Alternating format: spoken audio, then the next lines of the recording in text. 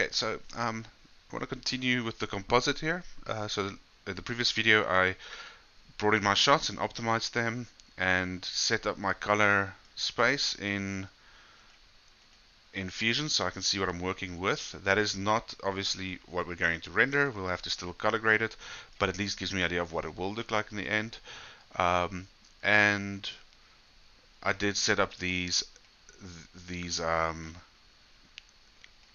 the saver and loader so that I can get better playback on my shot. Okay, so I can get almost real-time feedback from that. So as I continue my comp, I'm just going to keep on continuing the comp into this saver here and keep on rendering that saver so it will play it there. Okay, so let's go on with this comp.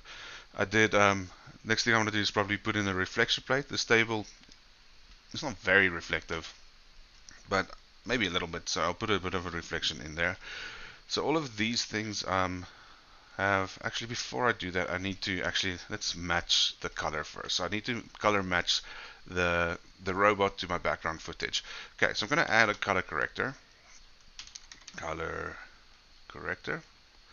Okay, and I'm going to try and do it automatically first.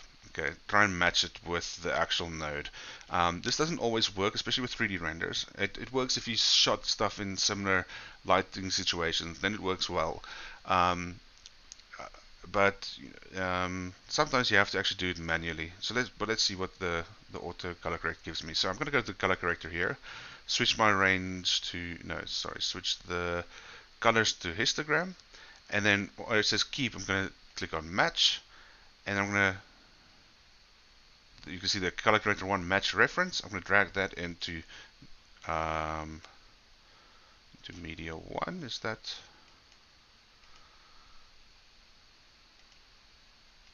No, that is the opposite way. Let's put it here real quick.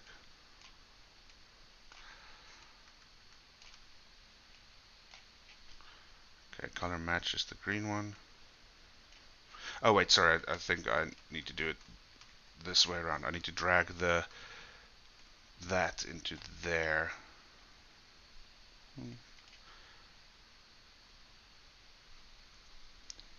Okay, that is out. Okay, so I put in the color corrector here. I switched it to histogram, put it on match, then drag my background image into there so it tries to use those colors and match it on here. It doesn't look too great, but it might work. So let's see. Sometimes it's just about tweaking the settings a little bit. I think the match luminance is probably fine. The match RGB, I can probably drop that down a little bit so it's not as hectic. Yeah, that looks a bit better. Smooth correction, kind of try and smooth the two together. I don't think I want that. And this is just the triangle where it's trying to match. So I can actually try and make this smaller. If it's a smaller area I want to try and match with the color, you might get a better result. Okay. Alright, so that's, and let's switch that off.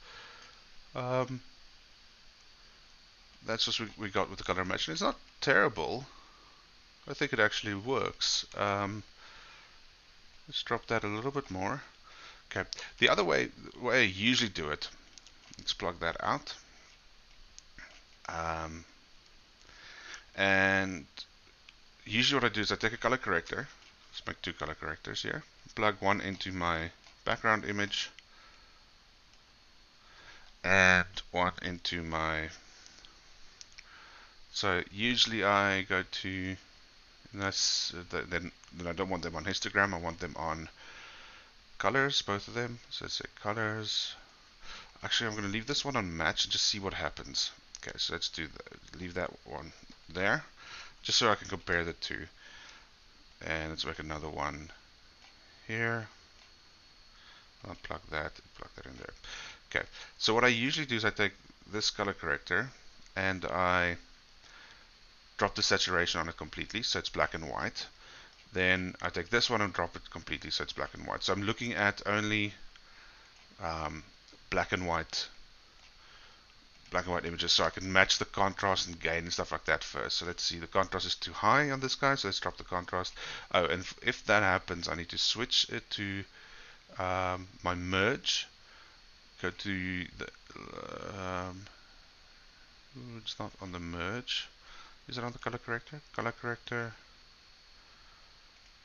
pre-divide, post-multiply. So on the color corrector, I just need to switch that on so it doesn't affect my background when I'm trying to color correct this. Okay, so yeah, obviously it needs a little bit less contrast. That's way too little. Just a tiny little bit. And that's probably there. Maybe a little bit more gain. Yeah, okay, that looks about right. So kind of try and match the black and white first. Then I'll just remove this color corrector that I made. And so that it brings back the color of my background. And then I'm just going to select this color corrector and push the saturation up until I feel the saturation levels of the two are matching. Okay, so something like that. Now, let's see what we had here and compare it to what we have here. It's displaying that one without the LUT, so I'm just going to switch on and add in the LUT. So let's just see linear to Rec 709. This one's actually a little bit more saturated. I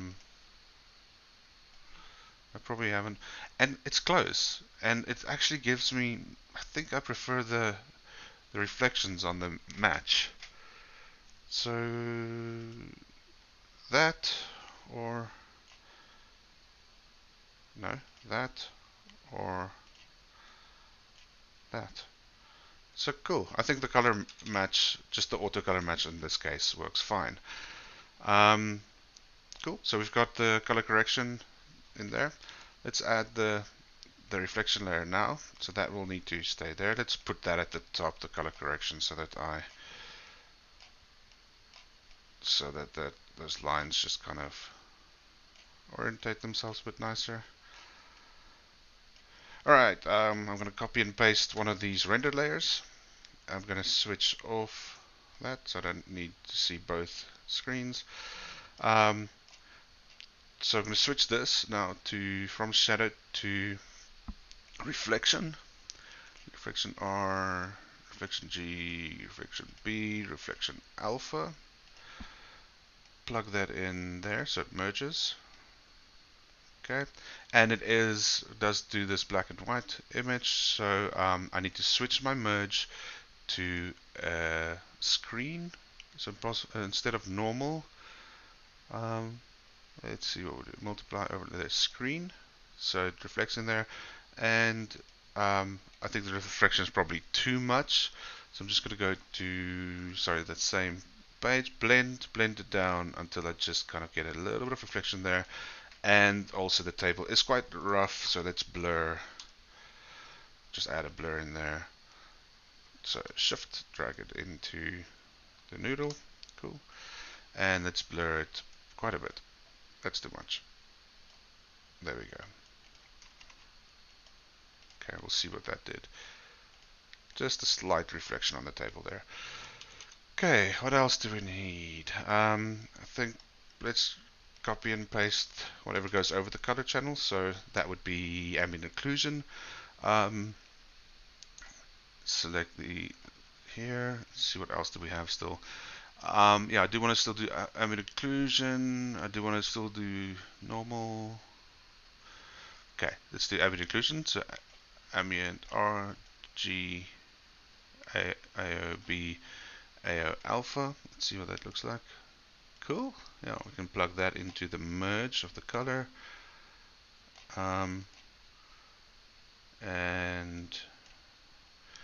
I want to, so that's just putting it over it. I want to change the merge from normal to, let's use multiply. Okay, let's see what that does. Now I do find that sometimes ambient occlusion does flicker if you use it too much. So I'm going to blend it down quite a bit. Cool, there we go. It should work. Again, those are all the basic layers. So after this, what I still need to do is I want to do some depth of field because he is actually not supposed to be that much in focus.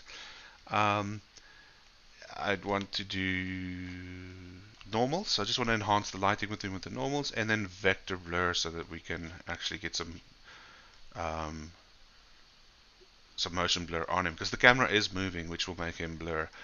Um, okay, but as I go, let's see. I wanted to check this out. Now I'm just going to go to Fusion again and say render all savers. It will re-render this saver. Just give it a second.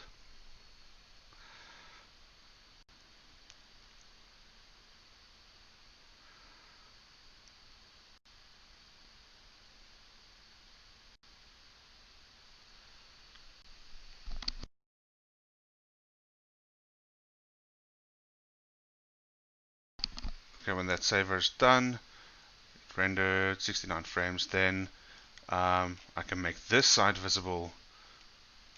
Ooh, and I might have to. Yeah, I could see how it kind of updates. Might have to clear the cache. Let's go delete render cache all. Yes, it doesn't delete it. It updates the first part. So maybe just unplug that, plug it back in.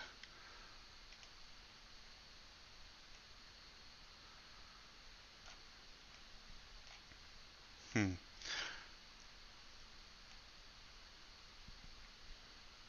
So it's maybe it didn't render. No, it did render the whole sequence. Why? Okay. Playback.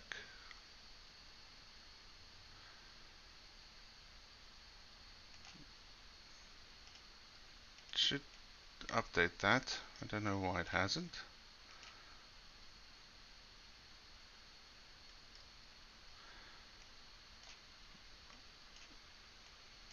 It is fine the whole way through. Okay, if it keeps doing that, I'm just going to go to the loader and just bring it back in. Okay, open. There we go. Okay, if it doesn't update it properly, just bring in the loader again.